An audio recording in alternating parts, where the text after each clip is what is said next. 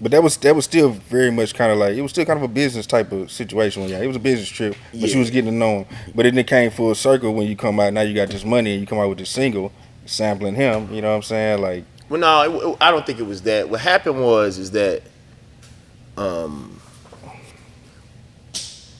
I cleared his voice through Jive.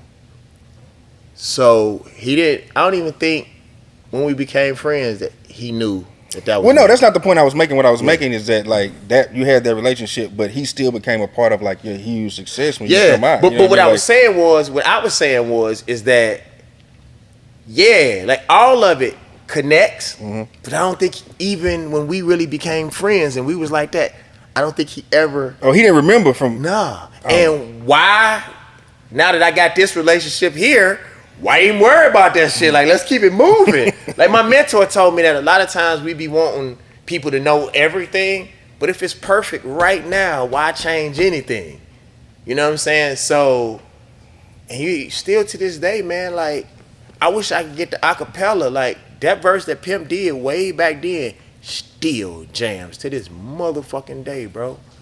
So, yeah, that was history. Man, okay, doing like a pimp, like, just talk about just putting that whole record together. Like, I remember the first time I seen it, this is me, freshman, sophomore year in college, you know what I'm saying? What college you went to? So we was gonna get into that. There's two things we was gonna talk about. That was one of them. At this time I'm at Sam Houston, but I'm an HBCU graduate. Right. I graduated from Texas Southern University, the Texas Southern University. You know what I'm saying? Everybody watching, you feel me? I know you went to Southern. You know what I'm saying? Yeah, I was about to come SGA president. You know, just a little bit more sentimental to me. But, you know what I'm saying, man? But yeah, man.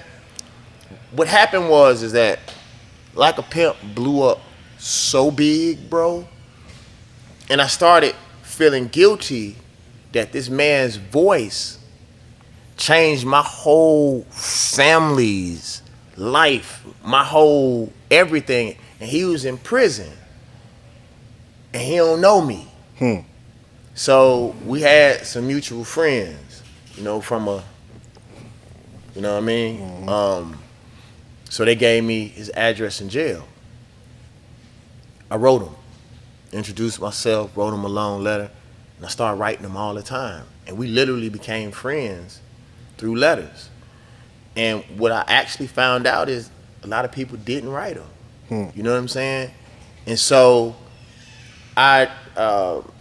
he used the ASR-10 and keyboards, but he wanted to learn how to use the drum machine. So I took pictures of the drum machine so he could put them together, and then I explained. You were using what? Because I don't know if Victoria told you, like, I'm a DJ and producer and all that shit too, so we can talk all that language. You got some beats? I got some beats, yeah, for sure. What was a 2000 XL or what you? No, it was 1,000. 1,000. Yeah. No, it was just a 2,000. You're right. 1,000 didn't come out until later. It was just a regular 2,000 because that's when you couldn't put several banks at the same time, so it was real limited. Because I did Rubber Band Man on the regular 2000. Oh man, hold up, man! I gotta have you sign the instrumental side of this. I got you. You know what I'm saying? We gonna get to that, but yeah.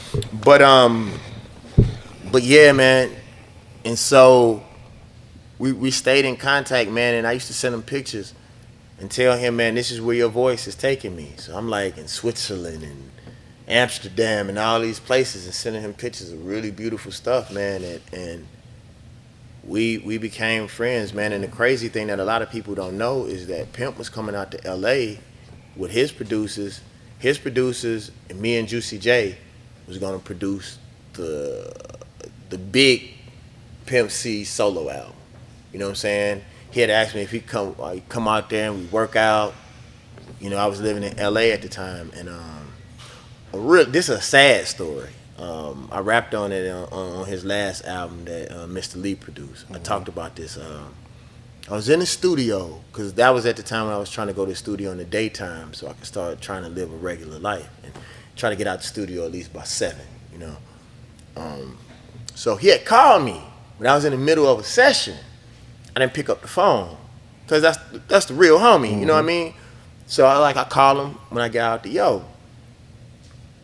After I got out the Yo, I didn't listen to the message, and I kept calling. He didn't pick up, so I was like, bet. Then I heard what happened a couple days later, And then I listened to the message. It was like, man, I'm in LA, man. I'm at LAX. Better come pick me up, man. Come pick me up. And the thing about me and Pimp that people would be surprised about, Pimp didn't never talk to me about no bullshit. It was always music. It was always business. It was always about expanding our lives. You know, never about no drugs, no bras, no none of that shit that maybe he had the relationships with other people. I think it was I laugh about this all the time. He always say, "Banner, you smart, man." And like we would always talk about things that were gonna benefit our life, man. And I couldn't help but always think if I would have picked up that call and I was the one that went and picked him up, then maybe, just maybe, we don't know because it didn't happen that way, stuff wouldn't be the way that it is. You feel what I'm saying? So that's how that happened. Yeah. Donnie Houston.